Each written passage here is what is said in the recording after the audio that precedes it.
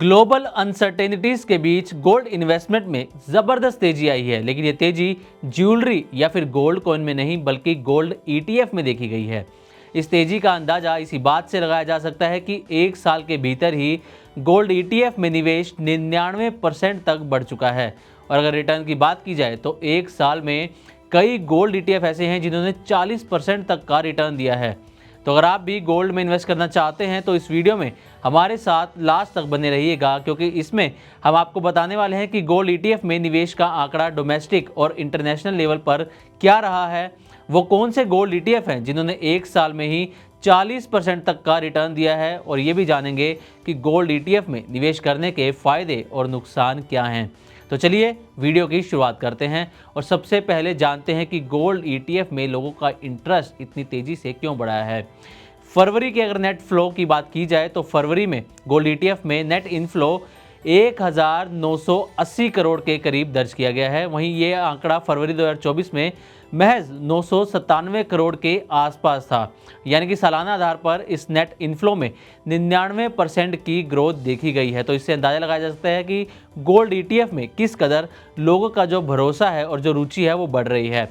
अब ये जान लेते हैं कि गोल्ड ईटीएफ का एयूएम कितना है। फरवरी में गोल्ड ईटीएफ का एयूएम बढ़कर रिकॉर्ड 55,677 करोड़ पर पहुंच चुका है। वहीं अगर फरवरी 2024 यानी कि एक साल पहले की बात की जाए तो गोल्ड ईटीएफ का एयूएम 28,529 करोड़ रुपए था। वहीं जनवरी 2025 में ये एयूएम बढ़ता हुआ 51,839 करोड़ रुपए पर पहुंच गया था। लेकिन अब फरवरी खत्म होते होते गोल्ड ईटीएफ का एयूएम 55,677 करोड़ रुपए हो चुका है, जो दर्शाता है कि गोल्ड ईटीएफ में निवेश कितनी तेज़ी से बढ़ रहा है। अब ये भी जानना ज़रूरी है कि लोग आखिर गोल्ड ईटीएफ में निवेश क्यों कर रहे हैं। तो इसके 4 जो हैं वो प्रमुख रीज़न सामने आ रहे हैं। पहला ये कि इक्विटी में लगातार गिरावट देखी जा रही है और लोग इससे बचने के लिए कोई सेफ इन्वेस्टमेंट ढूंढ रहे हैं और वो उनको गोल्ड नज़र आ रहा है। और दूसरा, जैसे कि ग्लोबल अनसर्टेनिटीज़ बनी हुई है, जैसे कि डोनाल्ड ट्रंप की टैरिफ नीतियाँ, रूस यूक्रेन वॉर, ये सब चीज़ें भी हैं जिसकी वजह से लोग गोल्ड में इन्वेस्टमेंट ज़्यादा प्रेफर कर रहे हैं। वहीं तीसरा रीज़न जो है वो ये कि लोग बेहतर रिटर्न की संभावना तलाश रहे हैं, जिस वजह से गोल्ड ईटीएफ में उनकी दिलचस्पी बढ़ रही है।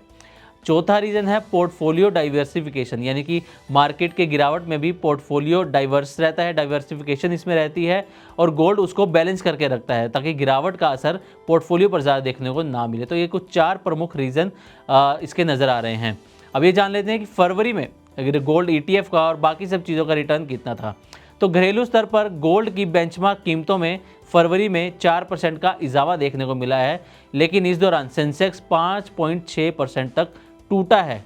इसके अलावा निफ्टी में 5.9% तक की गिरावट रही है। अब इससे अंदाज़ा लगाया जा सकता है कि गोल्ड की कीमतें बढ़ी हैं लेकिन सेंसेक्स और निफ्टी टूटा है, इसलिए भी लोग गोल्ड की तरफ दिलचस्पी दिखा रहे हैं। मिड कैप में 10.8% की गिरावट दर्ज की गई है। वहीं स्मॉल कैप इंडेक्स में 13.1% जो है वो स्मॉल कैप इंडेक्स टूटता हुआ नज़र आया है।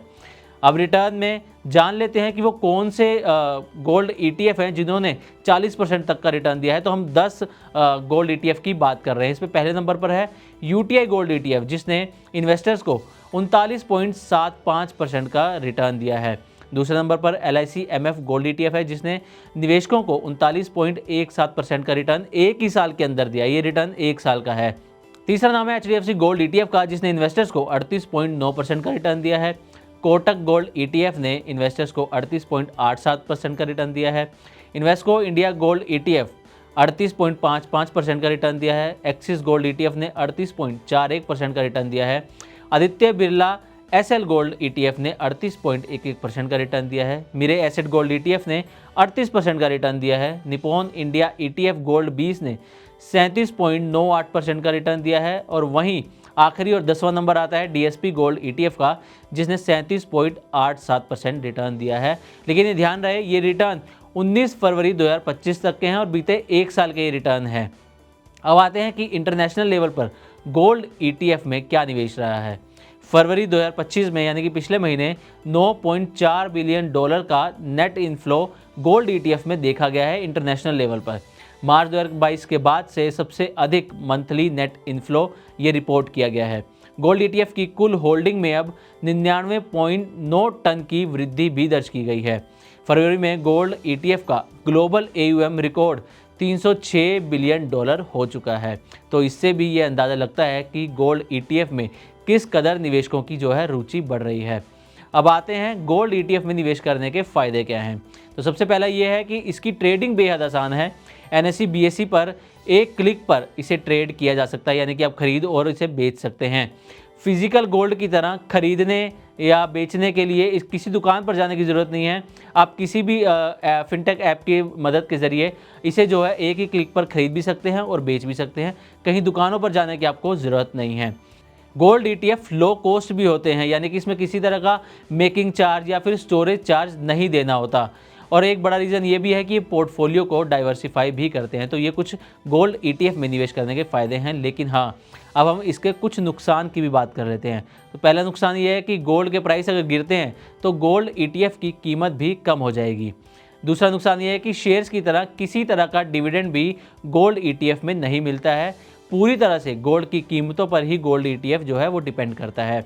सभी गोल्ड ETF का एक्सपेंस रेशियो भी एक जैसा नहीं होता, ये अलग अलग होता है। इसलिए इसमें निवेश करने से पहले एक्सपेंस रेशियो देखें और एक्सपेंस रेशियो सबसे कम हो और रिटर्न अच्छे हो, उसी गोल्ड ETF में आप निवेश करें। तो ये थी गोल्ड ETF में बढ़ रहे नेट इनफ्लो और पिछले 1 साल में उनके रिटर्न पर पूरी रिपोर्ट। उम्मीद है कि हमारी रिपोर्ट आपको पसंद आई होगी। इसी तरह की और भी वीडियोज़ के लिए बने रहे मनी के साथ और सब्सक्राइब करें हमारा चैनल।